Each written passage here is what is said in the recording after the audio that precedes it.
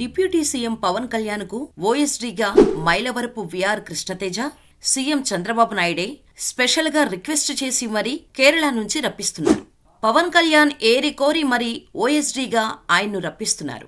ఇప్పుడు ఈ వార్త సోషల్ మీడియాలో హల్చల్ అవుతోంది. Power star deputy CM Pawan Kalyan దగ్గర పనిచేయబోయే ఆ కృష్ణతేజ ఎవరంటూ నెటిజన్స్ తెగ వెతికేస్తున్నారు.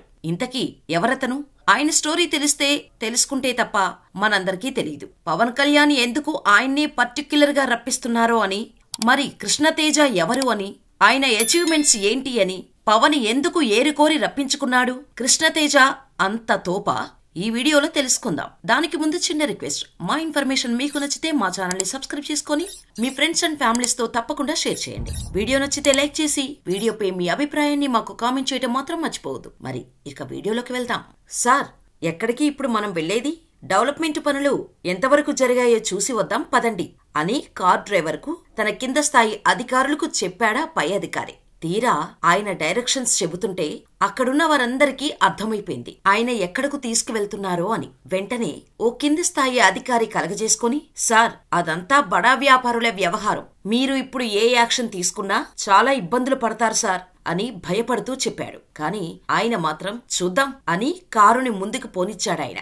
ఆ ఐలాండ్ లో అన్ని అక్రమ నిర్మాణాలే. ఒకటి కాదు, రెండు కాదు, ఏకంగా 200 కోట్ల విలువైన విల్లాలు. ఈయన చేసిన పోరాటంతో వాటిని కూల్చేయటానికి కోర్టు ఆదేశాలు ఇచ్చింది.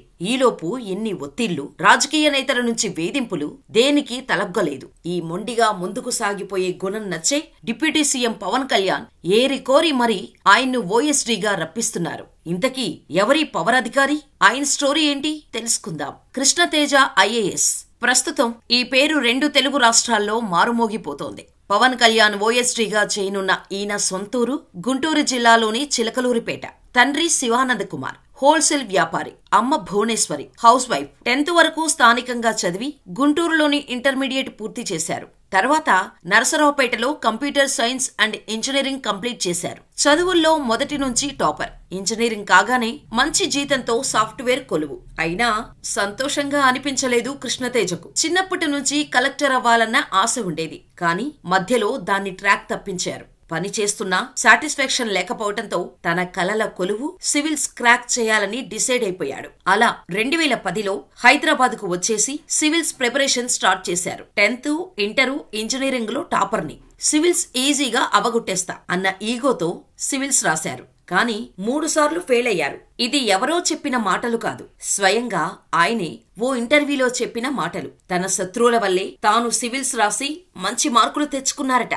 ఇంకా ఏం చెప్పారంటే ఆయన మాటల్లోనే 3 సార్లు ఫెయిల్ కావటంతో నాలోని లోపాలను సరిచేసుకోవటం మొదలుపెట్టారు. కానీ నాలోని తప్పులు నాకు ఏమీ కనిపించలేదు. చివరికి నా స్నేహితులతో నేను ఐఏఎస్ కావాలని ఉందిరా, నాలోని లోపాలను చెప్పమని వాళ్లను అడిగా. వాళ్లు కూడా ఎవరూ ఏమీ చెప్పింది లేదు. అంతా బాగుంది కదరా, బాగా చదువుతావు కదా అన్నారే కాని నాలోని లోపాలు చెప్పలేదు. ఇంకా నేను ఫైనల్ గా ఒక నిర్ణయానికి వచ్చి నా జాబుకి తిరిగి వెళ్లిపోతానని మా ఫ్రెండ్స్ కి చెప్పాను. ఈ విషయం నా శత్రువులకు తెలిసింది. వాళ్లకు ఎక్కడా లేని ఆనందం. ఉదయాన్నే నా శత్రువులు నా రూమ్ కు వచ్చి, నువ్వు చాలా మంచి నిర్ణయం తీసుకున్నావు తేజ, కంగ్రాచులేషన్స్ అని విషెస్ చెప్పారు. వాళ్ళు నీకు ఐటీ జాబే కరెక్ట్ అన్నారు, ఎందుకంటే నీకు ఐఏఎస్ రాదన్నారు. నేను చాలా కోపంతో, సరేరా, నాకు ఎందుకు ఐఏఎస్ రాదో చెప్పండన్నా. ఆ ముగ్గురు నాతో, తేజ, ఐఏఎస్ లో 2000+ మార్కులకు రిటర్న్ ఎగ్జామ్ ఉంటుంది. నీ హ్యాండ్ రైటింగ్ అంత బాగోదు కాబట్టి అది నీ మొదటి కారణం. నువ్వు రాసే పరీక్షలో పాయింట్ వేసి రాస్తావు, ఒక ఫ్లో ఉండదు అన్నారు. ఇది 2వ కారణం. 3వ కారణం ఏంటంటే నీవు అడిగిన దానికే సమాధానం చెప్పి సైలెంట్ గా ఉంటావన్నారు. వీళ్లు చెప్పిన 3 నాలోని లోపాలు నిజమే అనిపించింది. వీళ్లు చెప్పిన ఈ 3 సమాధానాల వల్ల నాకు చాలా సంతోషంగా అనిపించింది. చివరికి నాకు తెలిసిందేంటంటే నాలో పాజిటివిటీ తెలియాలంటే నా ఫ్రెండ్స్ ని అడగాలి, నాలోని నెగటివిటీ తెలియాలంటే నా శత్రువులని అడగాలి అని తెలుసుకున్నా. ఈ 3 మిస్టేక్స్ లను 1.5 ఏడాదిలోనే పూర్తి చేసి సివిల్స్ లో ఆల్ ఇండియా 66వ ర్యాంకు సొంతం చేసుకున్నాను అని ఆనాటి రోజులు గుర్తు చేసుకున్నారు ఐఏఎస్ కృష్ణతేజ. ఆల్ ఇండియా 66వ ర్యాంక్ అంత ఈజీగా ఏం రాలేదు. డైలీ హ్యాండ్ రైటింగ్ కోసం 2 గంటలు ప్రాక్టీస్ చేసేవారు.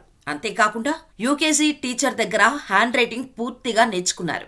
ఆ తర్వాత ప్రిపరేషన్ పై పూర్తిగా దృష్టి పెట్టారు. ఢిల్లీ, హైదరాబాద్ కోచింగ్ తీసుకున్నారు. కానీ పర్ఫెక్ట్ గా కోచింగ్ తీసుకుంది బాలలత మేడం దగ్గరే. ఆమె దగ్గర జాయిన్ కావాలంటే ఒక కండిషన్ పెట్టారు కృష్ణతేజకు. ప్రతిరోజు ఉదయాన్నే 4:30 గంటలకు వచ్చి 3 గంటలు పరీక్ష రాయాలి.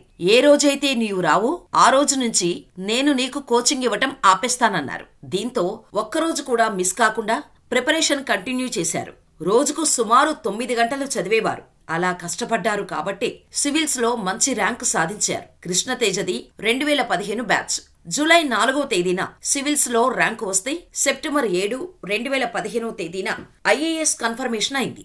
అలా ట్రైనింగ్ తర్వాత కేరళలో పోస్టింగ్. కేరళ కేడర్ కు చెందిన ఆయనకు డేరింగ్ అండ్ డాషింగ్ అధికారిగా పేరుంది. అంతేకాదు కరోనా సమయంలో ఆ తర్వాత ఎంతో మందికి చేయూతను అందించారు. కరోనా కారణంతో తల్లిదండ్రులను కోల్పోయిన 609 మంది విద్యార్థులను గుర్తించి వారందరికీ దాతల సహకారంతో ఉన్నత చదువుకు సాయం అందించారు. అలాగే కరోనా కారణంగా భర్తలను పోగొట్టుకున్న 35 మంది వితంతువులకు ఇళ్లు నిర్మించడంతో పాటుగా 150 మందికి ఉపాధి అవకాశాలు కల్పించారు. ప్రస్తుతం తిసూర్ జిల్లా కలెక్టర్ గా ఉన్న ఆయన ఇంతకు ముందు కేరళ పర్యాటక అభివృద్ధి సంస్థ ఎండీగా పనిచేశారు. ఆలప్పుజా జిల్లాలోని పనపల్లి ఐలాండ్ లో కోస్టల్ రెగ్యులేషన్స్ జోన్ యాక్ట్ నిబంధనలను ఉల్లంఘించి క్యాప్కో రిసార్ట్ సంస్థ సెషన్ స్టార్ ప్రైవేట్ రిసార్ట్ 54 ఖరీదైన విల్లాలను కట్టింది. 200 కోట్ల రూపాయల ఖరీదుతో 36,000 చదరపు అడుగుల విస్తీర్ణంలో నిర్మించిన ప్రీమియం విల్లాల పనులు 2012లో పూర్తయ్యాయి. ఈ విల్లాలో ఒక రాత్రి గడపాలంటే 55,000 రూపాయలు అద్దె చెల్లించాల్సి ఉంటుంది. అంత ఖరీదైన విల్లాలు ఇవి. అయితే నిబంధనలకు విరుద్ధంగా నిర్మించిన విల్లాలు ప్రాబ్లం స్టార్ట్ అయింది. పైగా ఈ విల్లాలు బడా వ్యాపారులు, రాజకీయ నేతలకు చెందినవే.